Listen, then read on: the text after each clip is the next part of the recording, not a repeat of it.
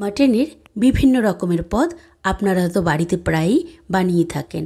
আপনাদের বাড়িতে ছোটোখাটো কোনো অনুষ্ঠানে আপনারা মাটনের এই পদটি একবার বানিয়ে দেখুন।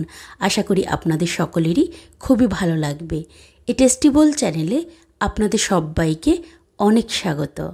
আজ আমি আপনাদের সাথে শেয়ার করব হিং মাটনের রেসিপি।